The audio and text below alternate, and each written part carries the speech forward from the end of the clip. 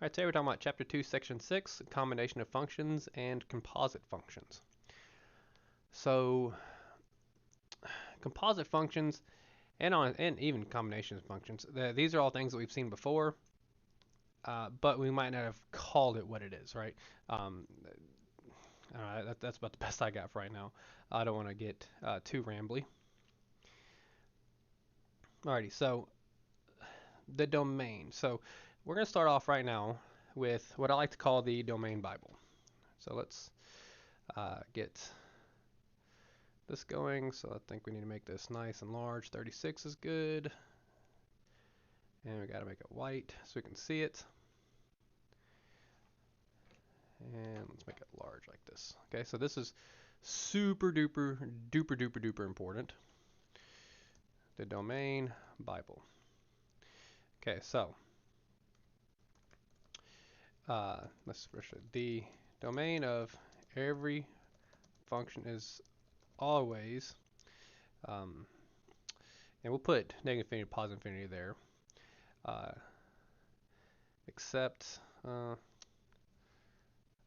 we'll put unless dot dot dot, and then 1, there is a variable in the denominator, and 2, there is a variable in an even indexed root. Okay, so let's go ahead and fill in the blank here. It's always what? It's always negative infinity to positive infinity. Okay. All right, so this is the domain Bible. The domain of every function is always negative infinity to positive infinity unless there's a variable in the denominator or there's a variable in an even indexed root. Okay, and we're going to see an example with the first example here. So starting with example 1.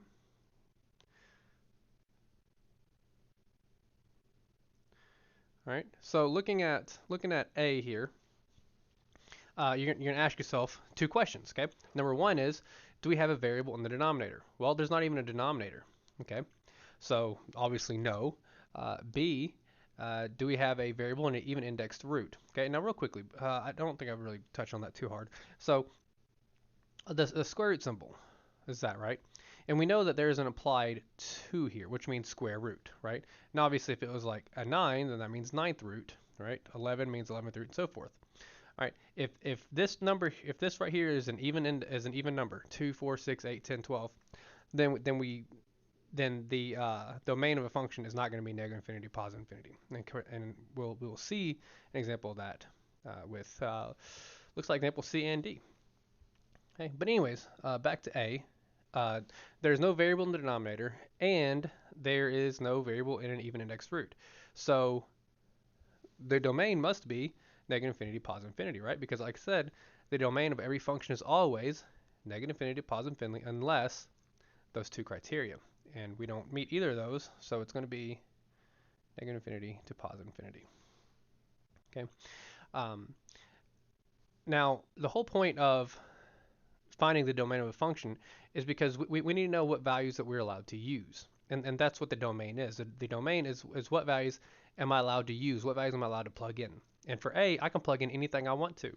Now B is a little bit different, okay, because it looks like we have a variable in the denominator. So how do we find the domain if we have a variable in the denominator? Well, what is the one rule in math that you probably will never forget? Then it should be you cannot divide by 0. So what we're going to do is set up the denominator equal to 0 to figure out what we cannot use.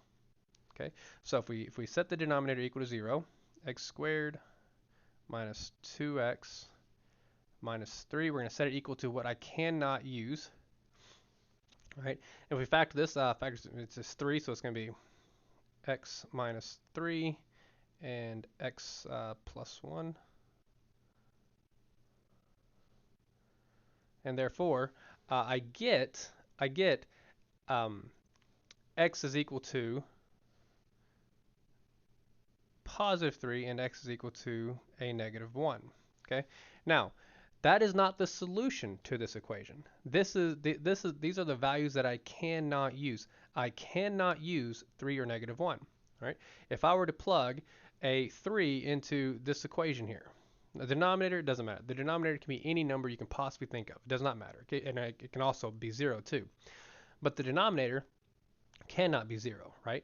And if I made x equal to 3, well, 3 squared is 9 minus 2 times 3, which is 6 minus 3. So 9 minus 6 minus 3 is 0. So 3 would make that denominator equal to 0. So these are numbers that I cannot use.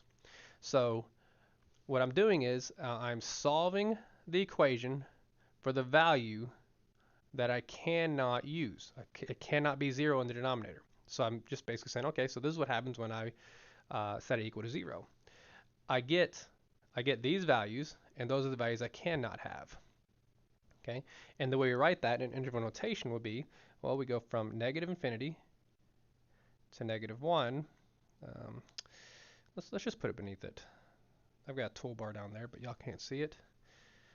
Negative infinity to negative 1, unioned with negative 1 to a positive 3, unioned with positive 3 to infinity. Right? That's the domain.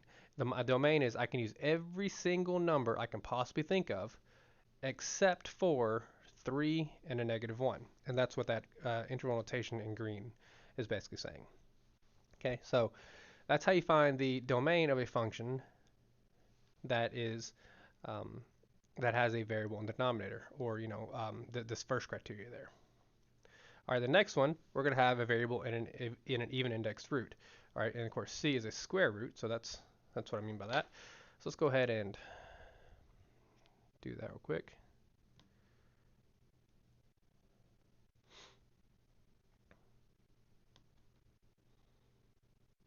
Okay, so the way we do this is we're gonna okay, so in a square root, okay, what do we know that cannot appear in a square root?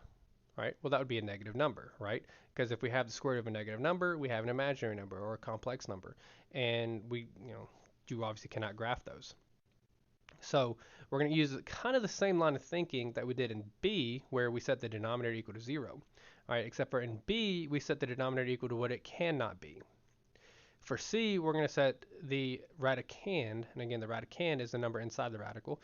We're going to set the radicand to greater than or equal to 0, okay, because those are the values that I know it needs to be. So we'll just simply say 3x plus 12 is greater than or equal to 0.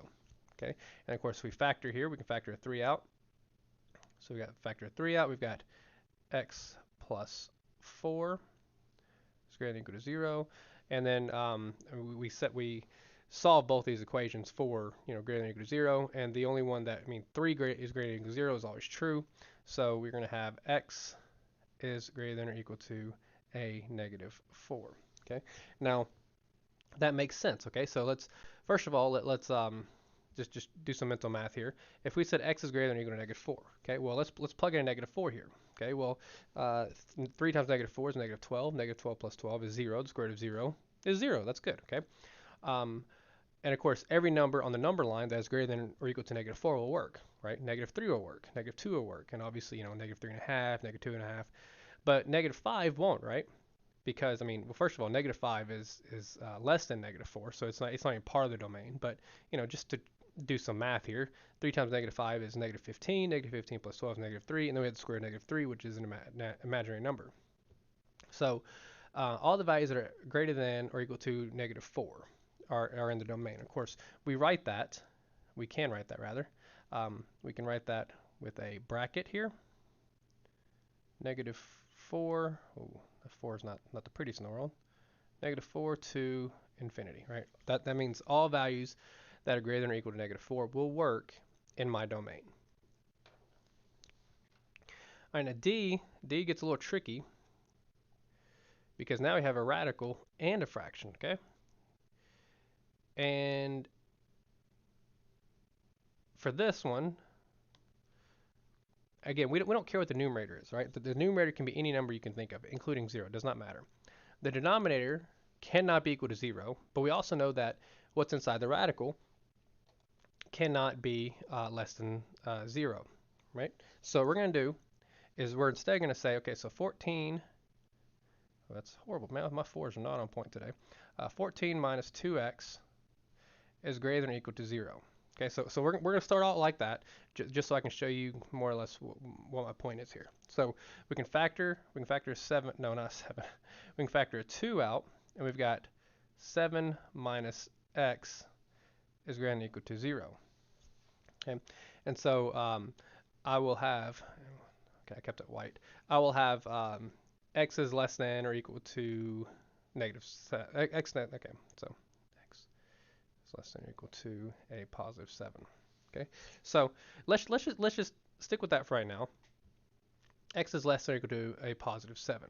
Okay, well, if we had a, a 6, right? 6 is indeed less than or equal to 7. So if we plugged a 6 in here, right, we would get 2 times 6 is 12. 14 minus 12 is 2. The square root of 2 is indeed a number. But now what if we made it 7? Okay, we said it's less than or equal to 7, so let's just make it 7. Well, 2 times 7 is 14. 14 minus 14 is 0, where the square root of 0 is 0, and we have a 0 in the denominator, which is no good. Okay, so the one thing we have to do here, to essentially get by this tricky problem, is don't say less than or equal to 7. Say the x has to be strictly less than 7, and that satisfies that domain. So today's a little bit tricky, but once you know the trick, it's pretty easy.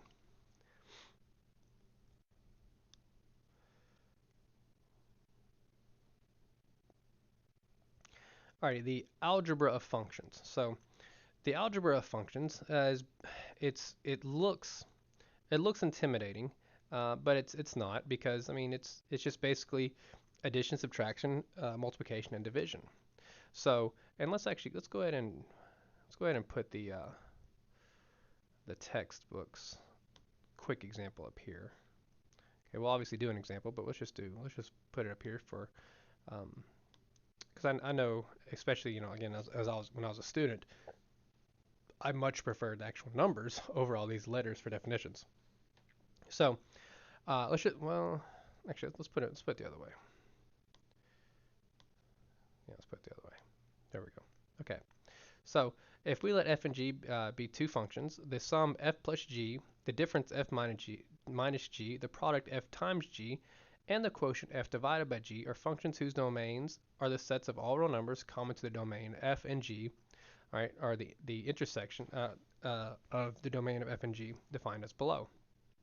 So the sum f plus g of x is equal to f of x plus g of x. And again, that just seems kind of esoteric, right? Kind of out there. All right, well, let's look down here at the textbook example. If f of x is 2x and g of x is x minus 1, if we add the two functions together, right, f plus g of x, which is the same thing as f of x plus g of x, well, it just becomes f of x, which is 2x, which we see here, f of x is 2x, and g of x, x minus 1. So it just becomes 2x plus x minus 1. And then, of course, this is a very easy problem, isn't it? 2x plus x plus, in parentheses, x minus 1. That's a pretty easy problem there. And, well, it is that simple, I believe, right? So if we did the difference, well, it behaves like you would imagine. You subtract one function from the other, right? F minus g of x is the same thing as saying f of x minus g of x. So we have f minus g of x. So again, f of x, f of x is 2x, g of x is x minus 1. You say 2x minus x minus 1, and of course you distribute the negative sign, and you end up with x plus 1. Right? And the same can be said for multiplication and division. You just basically take the two functions and multiply them together, or you take two functions and you divide them by each other. That's it. The algebra of functions. This is so much mathematical jargon that I know goes in one eyeball and out the other, and you like the meat and potatoes here, and this is what it looks like. And of course, it might be easier if we went ahead and did an example. All right, and it reads, find the domain of both. So let me go back.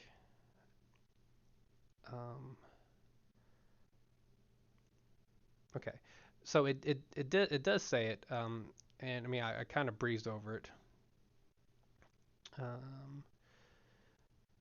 So the domain of my my sum difference product quotient of functions is going to be the intersection of those two functions. So wherever those two functions intersect, that's going to be the domain. And well, that's really about it. Obviously, the quotient's a little bit different because, obviously you have to figure out where g of x is not equal to 0, but it's still going to be the intersection of it. So let's do a here, a, and we'll just take up the whole darn page. We'll just make this 4-pager. So f plus g of x. So we see that f of x is equal to 2x minus 1, g of x is equal to x squared plus x minus 2. Okay. So first of all, what is the domain of f? Well, actually, I mean, we can say this for all 4 of them, kind of, but D is going to be a little bit different. But for A, B, and C, if you recall, we have the domain of f intersected with the domain of G.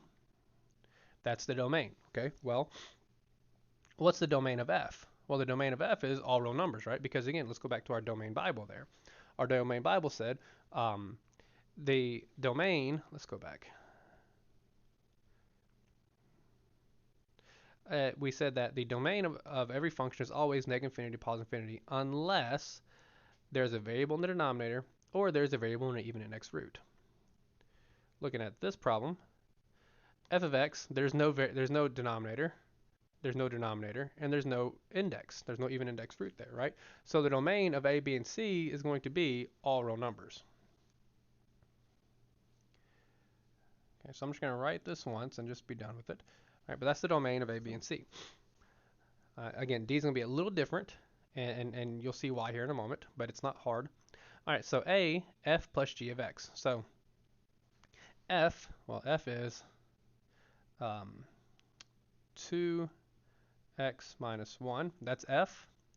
And then plus g of x. And I highly, highly, highly, highly suggest you always put these in parentheses because, well, especially when we start getting to negative numbers, it'll really help keep your ducks in a row. All right, so please do it. I promise you, you will not regret it.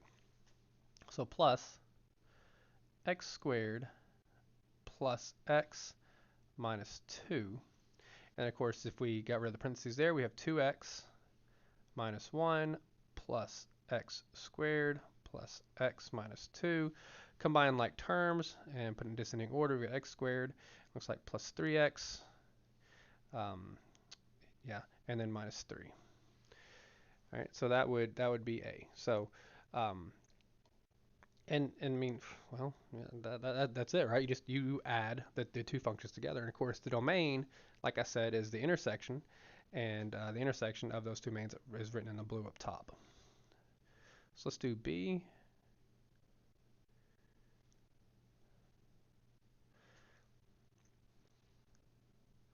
B. F is 2x minus 1 minus g of x, which is going to be x squared plus x minus 2. So we have 2x minus 1, and then we distribute that negative sign. We've got minus x squared minus x, and then plus 2. Let's combine like terms and put it in descending order. We've got negative x squared. Looks like a plus x, and then a plus 1. Right, that's B. C, we multiply them together. All right, it's f times g, so we're just going to multiply them together.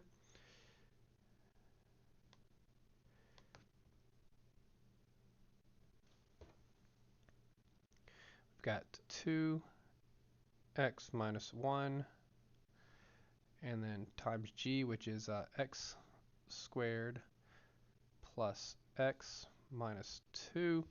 And then, unfortunately, we're going to have to distribute a lot. Okay, so let's go ahead and get this started with the distribution process here. So 2x times x squared, that's going to be 2x cubed. 2x times x, which is going to be plus 2x squared. 2x times a negative 2 is going to be minus 4x. Negative 1 times the x squared minus x squared. right here, negative 1 times x minus x, and then negative 1 times a negative 2 is a positive 2. Combine like terms and put in descending order. So we're going to have a 2x cubed plus 2x squared and minus x squared. That gives me a plus x squared. Right? And I like to underline the terms that I use. Okay, when I combine like terms, I have seen, and many people still do, mark out like this, but I don't like marking out like that in case my handwriting covers it up. But anyways, we got minus 5x, and then of course that takes care of these two, and then plus 2. Okay. Whew. All right, so we're good. Okay, so that's the, oh, I didn't write that was C, so that's C. Did I write B? Yeah, I did. Okay, good. And then lastly, we'll go to D. And I said that the domain is a little different. So let's do the problem first before we tackle the domain. Okay, so D is f of x divided by g of x. So we're just going to write f of x, 2x minus 1, and then divided by g of x. That's pretty easy, right? X plus x, 2 and 1. It looks like we could probably, yeah, we could factor this. So this factors into, all right, so the numerator is 2x minus 1. The denominator factors into an x plus 2, and then x minus 1. Yeah, x minus 1. Okay, all right, so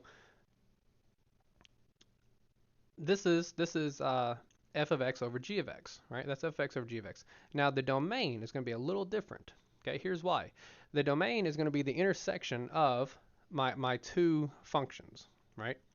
F of x and g of x. Well, by themselves, they are, the domains are all real numbers because, as we mentioned, f of x and g of x, those are just, they don't have a denominator and they don't have a radical, right? But looking at this particular problem, we can see that, well, two numbers will make this denominator equal to 0, and that's negative 2 and positive 1.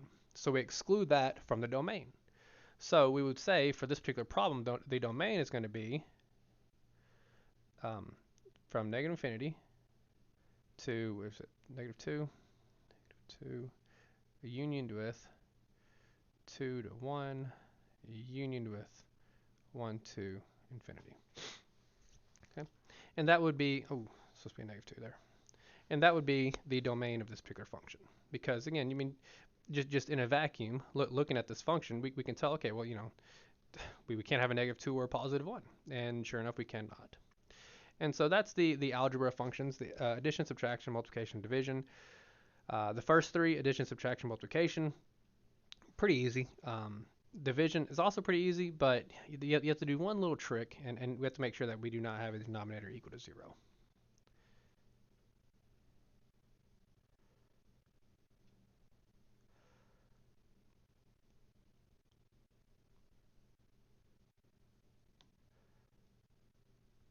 Okay, so we're going to do the adding of functions. Okay, so the first thing we're going to do with this one is we know that the addition of functions, the domain is going to be the intersection of the two functions, f and g. Okay, so let's go back and read that in definition again, just to really super duper clarify. This in the blue it says the domains of f and g are the domain of f intersected with the domain of g. Okay, so we're going to look at this, and now we actually have, we don't have the kind of equations we had in the previous example. Now we actually have a radical, an even index radical. So we have to actually do some stuff to it. So starting off, let's find the domain of f. Okay, and what we're going to do is we did do an example of this, right? Yeah, there it is. Yeah. So C, it's basically C in example 1, right? We're just going to find the domain. So we set what's inside the radical, x plus 3 to greater than or equal to 0. And this ends up with x has to be greater than or equal to a negative 3. And the domain of g is going to be x minus 2. We set it greater than or equal to 0, which means we have x is greater than or equal to a positive 2. Okay. So looking at this, let's go ahead and just be super duper thorough here to really drive this point home. Okay, so we've got our negative 3, we've got a positive 2. Okay, so looking at this particular function, we see that the domain of f, I really should have done it in different colors. And let's actually go back and make it different colors, just to, again, just be thorough. This is also why most of the time I suggest that you speed up my videos, because I think I can try to drive the point home a little too much. So we got x is greater than or equal to 2. Okay, all right. So if we were to draw the domain of f on the number line, we know that we have a bracket here because it's or equal to, and it's everything greater than that. Okay, and then for g, we know that we have the domain is going to be all the numbers that are greater than positive 2. Okay, so we have to ask ourselves, okay, so where do these lines overlap, right? Where do they intersect? Well, obviously it looks like they intersect at 2 to infinity. Okay, and that's how we determine the domain of this function. All right, so I guess we went ahead and did b first, and that's just the way it is, and then now we'll do a. Okay, but that's how you determine the function. I'm sorry, the domain of these functions. All right, so let's go ahead and backtrack and do a. We guess I got a little carried away. Oh well. So a, we just simply add them together, right? So well, I don't think it's that tricky. Huh, yeah. Well, also I guess I could. Well, yeah. I don't know. So it's just simply going to be the square root of x plus 3 plus, and then again, I highly suggest you put it in parentheses just because, the square root of x minus 2, and so that means that my f of x plus g is going to be the square root of x plus 3 plus the square root of x minus 2. Okay, and that's a. So that's that. Hopefully you caught the whole point of this idea of the domain and the intersection of those domains.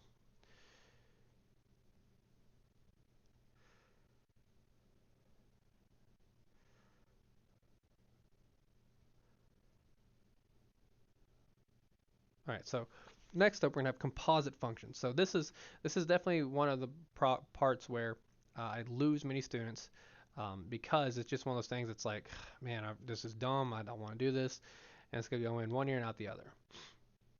And I'm gonna go ahead and snip this picture too, but I don't really know if it does much good. Instead, let's talk about the composite functions here. Okay, so the compositions of functions f with g is denoted by f and then a little open circle there, g, right? We read that f of g.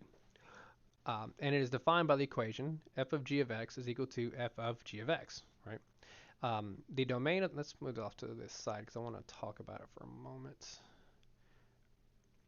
But anyways, real quickly, the domain of the composite function is the set of all x such that x is in the domain of g and g of x is in the domain of f. Okay, so there's two steps we have to do here to find the domain. The first we find the domain of g, right? The function that you actually insert into a function, and g of x are the domain of the composite. So anyways, real quickly, the composite function.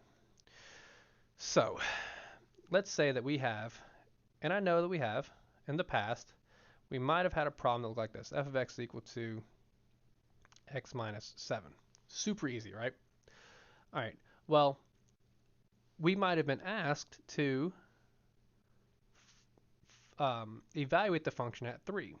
And so what do? Well, we plug in 3 everywhere where we see an x, right? And that's essentially what a composite function is. So if 3, all right, let's just say g of x was equal to 3, all right? Well, then that's essentially what we did, was we plugged in g of x into the function, and then we evaluated it. Okay, now this is a very crude example, but like I said, it's something in line with what we've seen before. It's just we didn't really call it a composite function, we just evaluated it. And I mean, I guess there's a difference, but I mean, there's really not. So you're basically, instead of evaluating it at some number, you're going to evaluate a function at a function. And that's what a composite function is. You just basically put a function into a function. So take these arrows real fast, and let's focus in on this right here. F of g of x. Okay, so let's focus in on that. F of g of x. All right. This notation looks a little intimidating because there's parentheses all around, but like I said, this is the same thing as saying, or in the yellow, right? When the yellow we have f of 3. Red, f of 3, right? Since g of x is equal to 3, that's the same concept. And again, I run into that problem where I'm scared I'm over explaining. So let's do an example.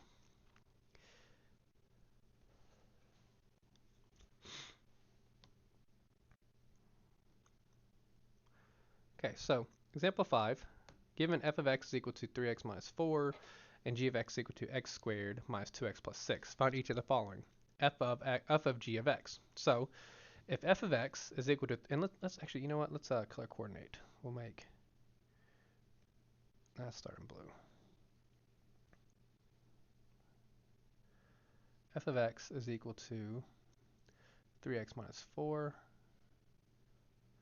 and g of x is going to be x squared minus 2x plus 6. Okay, so if I was going to do A, well, I mean, I am going to do A, but to begin the process of doing A, it is f of g of x. So I know this is f of, and then g of x.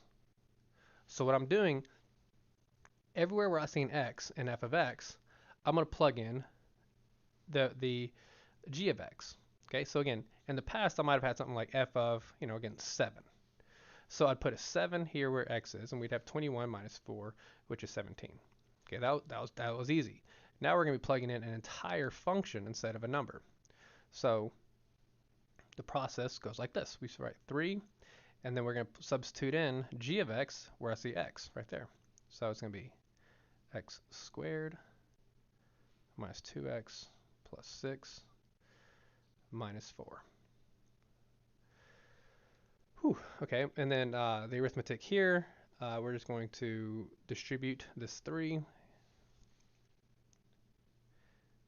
3x squared minus 6x plus 18 minus 4, 3x squared minus 6x plus 14. Okay, so that is the composite function there, and it's not asking for a domain. Yeah, let me see. Let's go back. All right, it's not asking for a domain, so I know we will get to it later on, but let's just skip it for now, since it's not asking for it.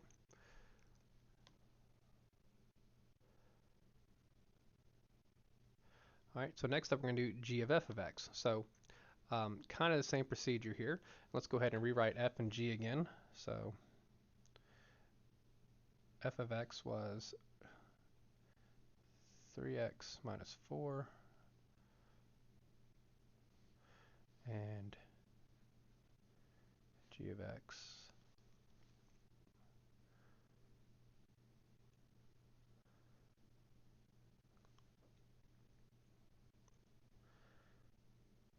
so we're going to do g of f of x Um, did I? Let me see. How did I do that? I just want to be consistent. Again, this is why I ramble. So put it in yellow there. Okay. So what we're going to do is we're going to input this blue everywhere where we see an x in g of x. Okay, so this equation is going to get um, pretty tedious. I might be able to fit this on the line. All right, so let's just try that.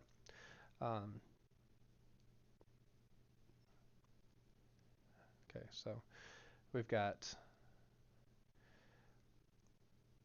x squared, which is going to be 3x minus 4, and then that's squared, minus 2 times x, which is going to be, and here my x is f of x, so 3x minus 4, and then plus 6. Okay. Wasn't too bad.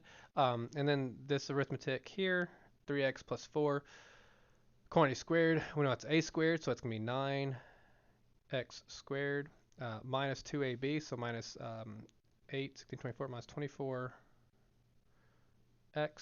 plus 16 minus 6x plus 8 plus 6. And combining like terms here, we've got, okay, so 9x squared stays, minus 24 minus 6, we have minus 30x, and then 16, 8, 20, that's also 30, so plus 30. Okay, if you got confused at how I did this, I spoke about it a little bit in the previous section about, or maybe section before that, how it's a perfect square trinomial, a minus b quantity squared, and this is why I said you need to memorize it, because it makes it a lot easier to do the computation. But that is b. And c is g of f of 1, and let's actually snip this, because this is g of f. Put on a new page. Okay, c. Let's move this over here. This is g of f of x. Okay, so real quick, what I'm doing here. C is wanting us to find g of f of and evaluate it at 1. Well, we have g of f of x. All right, then that's 9x squared minus 30x plus 30. We already have that. So now all we need to do is evaluate it at 1. All right, going back to what we've done before. So we're going to take this equation and plug in a 1 everywhere where you see an x. So we would say g of f, well, let's go. Yeah, that's it. Sorry.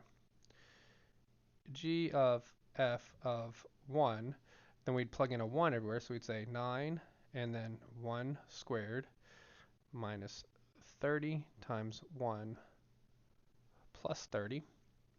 Okay, well, 1 squared is 1, 9 times 1 is 9, minus 30 plus 30, so minus 30 plus 30 they cancel, so we just end up with a 9. Okay? And that's how we evaluate that composite function.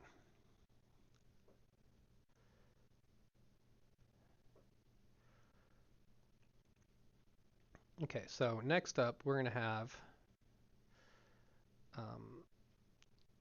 finding the domain of a function. So the domain of composite functions.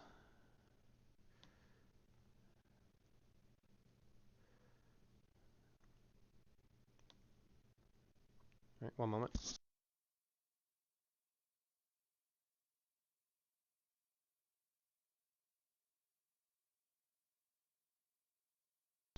Alrighty, so example 6 reads, given f of x equal to 2 over x minus 1 and g of x 3 over x, find each of the following. We're going to find the composite and then we're going to find the domain. So real quickly, let's talk about the domain. So let's say excluding values of the domain of f of x, of f of g of x. The following values must be excluded from the input x, right, or from our domain.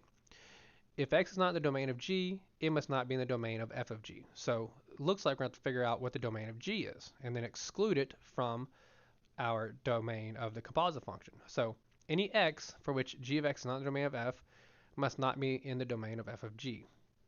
So what we're going to do is we're going to find the domain of f of g, and then we're going to exclude in that domain what is g of x. Now that sounds confusing, okay? But let me say it one more time. We're gonna do the composite function, and we're going to figure out the domain. And then once we have the domain of the composite function, we're going to exclude the domain of g of x. Okay, so let's do the example, and maybe that might help a little bit. So let's go ahead and color coordinate this as well. I feel like it makes it easy.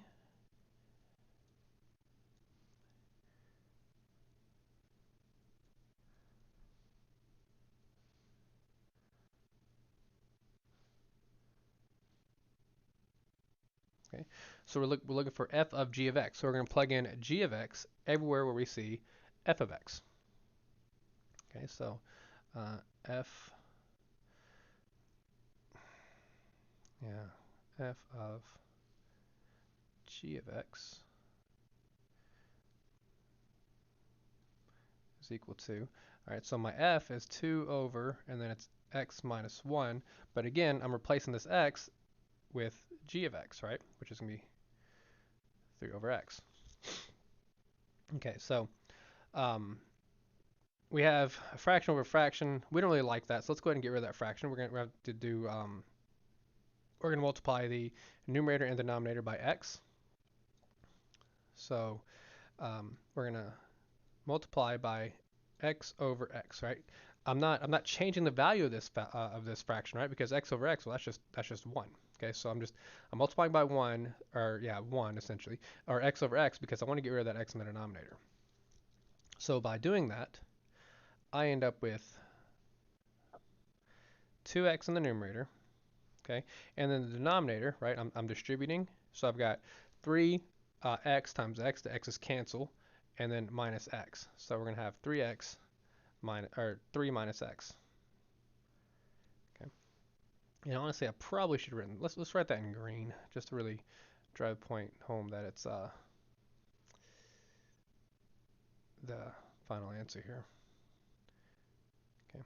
Now, I will say, doing this, multiplying it by x, get rid of that x in the denominator, it's needed because it makes the computation so much easier. Okay, so now this is f of g of x. So what is the domain of f of g of x? So let's move this over to the side a little. Well, let's see. Let's move this over a little bit, and let's put a little barrier here. Okay, so really quickly, the domain of f of g. Oh gosh,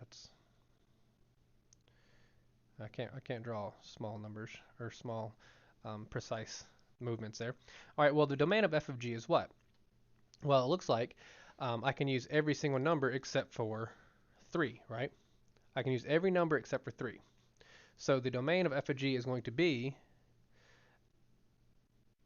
I'm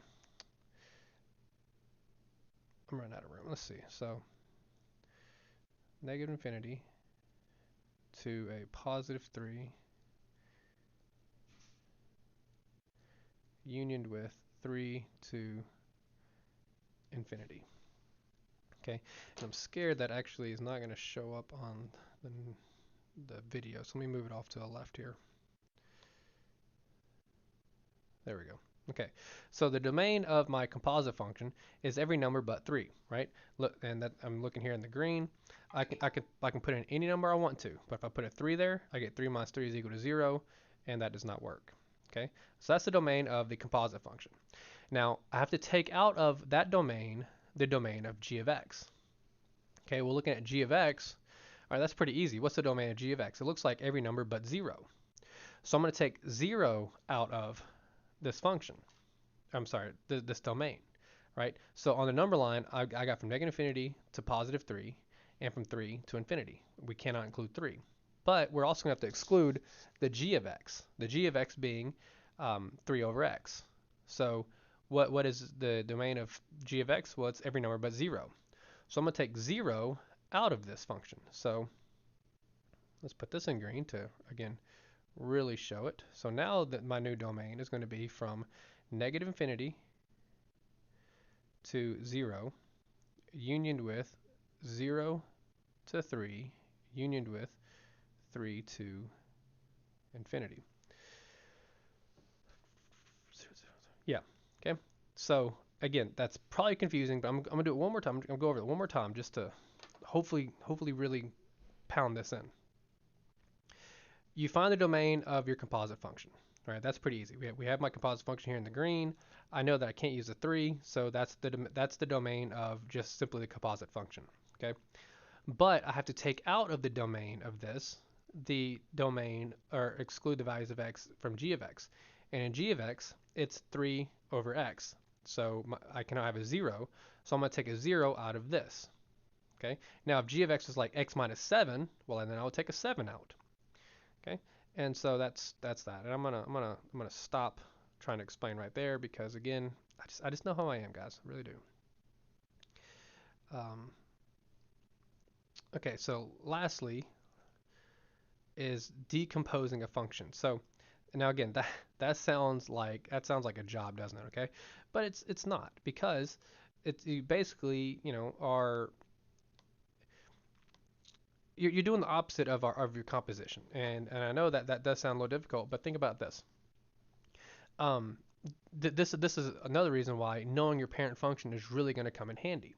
Okay, so uh, h, let's see. So this reads, express h of x as a composite of two functions. Okay, so if it's a composite of two functions, then I'm going to say that it's going to be composed of f of x and some g of x.